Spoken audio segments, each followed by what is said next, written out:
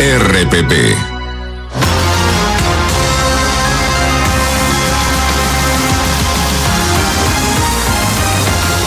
7 de la mañana con 4 minutos. Bienvenidos todos a una nueva hora informativa aquí en la rotativa del aire de RPP en Noticias. Patricia del Río, Ricardo Gómez Palma los acompañan y vamos de inmediato con el desarrollo de las informaciones. Recordemos que esta mañana, en 2 horas y media, a las 9:30, el Parlamento debe reanudar esta sesión plenaria extraordinaria en la que se recibe al presidente del Consejo de Ministros, Fernando Zavala, y todos los integrantes de su gabinete ministerial en esta primera exposición, en la que solicitan el voto de confianza, el voto de investidura. Esta sesión se inició ayer al promediar las 9:30, 10 de la mañana, con una exposición inicial de casi 2 horas de Fernando Zavala. Luego ha venido la participación de la representación parlamentaria, 5 minutos cada uno, faltan 44, se nos ha dicho, y lo que hace estimar que aproximadamente a las 4 de hoy, Patricia, se esté finalmente votando este pedido de confianza de Fernando Zavala y compañía. Así es, reclaman mucho en redes sociales que ya basta de tanto debate, que vayan de frente al grano. Yo creo que el debate político es importante, pero los grupos políticos tienen que saber que cuando hacen uso de la palabra, en realidad no se trata de un lucimiento personal, ni de la oportunidad para hacer el chistecito. Todos quieren lucirse, Patricia, y antes tenían 3 minutos para esto, ahora son 5 minutos, lo que ha prolongado más pues el debate parlamentario. Bueno, ¿no? Falta escuchar a 44 congresistas que esperemos aporten algo. Pero estamos con Carlos Salza, él es director de la Escuela de Gobierno de la Pontificia Universidad Católica del Perú, y con él analizamos la presentación del gabinete de Fernando Zavala. Carlos, ¿cómo está? Gracias por acompañarnos esta mañana. Muy buenos días. Un gusto. Su primera impresión.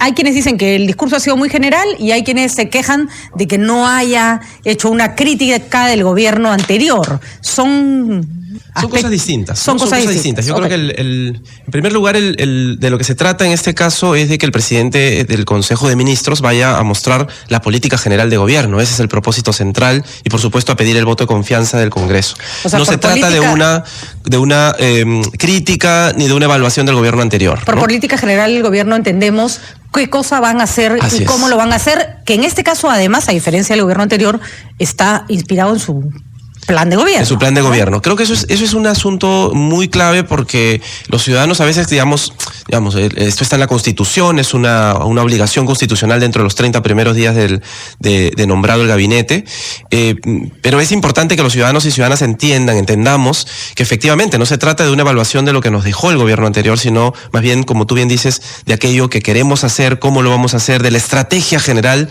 que el gobierno se va a plantear. El presidente PPK el día 28 de julio dio más bien también un adelanto de esto en su discurso de toma de mando, en la que no hacía una evaluación de lo que había hecho, porque era la primera vez, es la primera vez que está llegando, y más bien se proyecta hacia el futuro.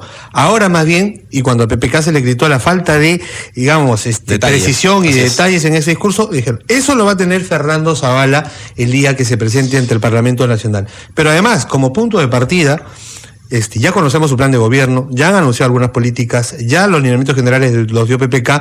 Lo que se pedía, y ese tengo entendido es lo que se critica, es también decir cómo encuentro la casa para a partir de esto se me pueda medir, ¿no? Porque si todo está correcto y ok, y yo me propongo llegar hasta cierto lugar, va a ser, digamos, fácil, en algún sentido de la palabra, conseguirlo.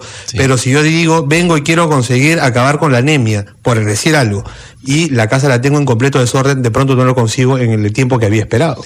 Sí, pero el estado de las cosas, hacer un corte y decir cómo encuentro las cosas, ¿no? Sí, yo encuentro que es importante mirar también el contexto en el que esto se da, ¿no? Es un congreso al cual yo tengo que plantearle qué cosa es lo que voy a hacer. Y efectivamente, uno puede considerar que hay algunos elementos de contexto y de institucionalidad que están presentes hoy y que me pueden impedir hacer algo.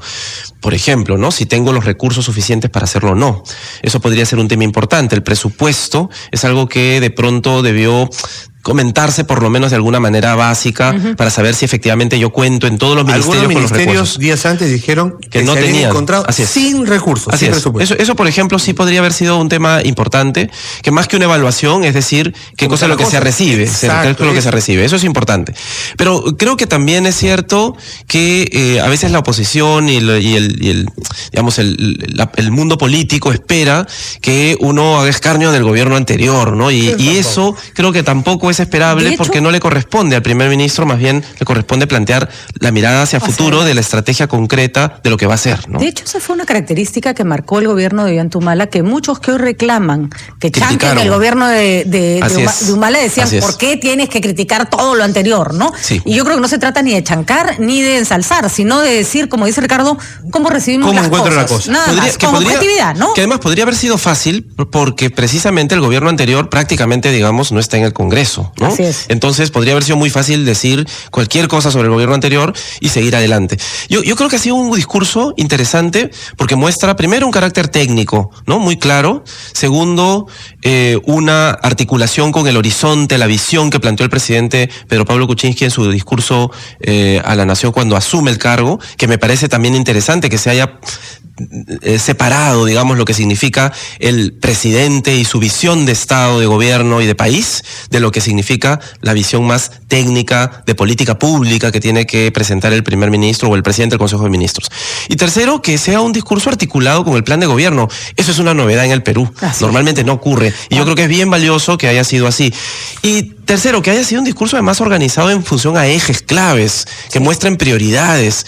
Eso también es una novedad. Normalmente estamos acostumbrados a escuchar cuántos kilómetros de carretera se van a construir o cuántos nuevos colegios se van a construir. Acá el asunto no ha sido tan de detalle de números y de metas específicas, sino más bien de pilares, visiones, ¿no? Claras sobre el tipo de decisión que se va a tomar, sobre qué prioridades se va a adoptar decisiones. Creo que sobre los detalles nos iremos enterando cuando se tomen las decisiones, cuando se pidan las facultades. Sí.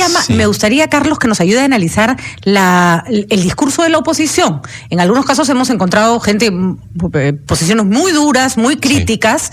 Y ojo que ni siquiera se están pidiendo facultades, que es la parte complicada de lo que tiene que hacer el gabinete. Solo se está pidiendo el voto de confianza, que antes era más un mero trámite. Había debate, sí, pero que se sabía que se iba a dar. Hasta ahora, el análisis que arroja, que hay incertidumbre, que simplemente es para las cámaras, o que hay una oposición que está muy resentida. Es la primera vez que el Congreso se muestra, este Congreso nuevo, que se muestra ante las cámaras visiblemente, digamos, ¿no? Y yo creo que allí se cruzan dos cosas, ¿no? Una es, por supuesto, la tensión política que va a haber entre el Congreso y el Ejecutivo, que eso es evidente, se muestra en cada una de las intervenciones. La señora Chacón, por ejemplo, fue muy dura, ¿no? Reclamándole, además, diciéndole, bueno, ¿qué está esperando usted, la luz verde o no de Nadine, ¿no? Y creo que esto muestra, por supuesto, la confrontación política que va a ser natural durante estos 5 años entre el Ejecutivo y el Parlamento. Pero por otro lado también se cruza esta vocación de los congresistas de mostrar su mejor cara, entre comillas. No sé si es la mejor siempre, pero en todo caso es lo que se muestra. Es su presentación en sociedad también, ¿no? Para la gran mayoría. Es su presentación en sociedad y me da la impresión en todo caso que no hay no hay argumentos suficientes ni sólidos para pensar que no se dé un voto de confianza a este gabinete. Sobre todo si no se está considerando unas facultades legislativas que se solicitarían eventualmente en cualquier otro caso. Al contrario, en este caso se está diciendo, bueno, voy a gobernar con lo que tengo, con mis decretos supremos, a través de mis ministros y ministras, y esperaré que el Congreso haga su trabajo también.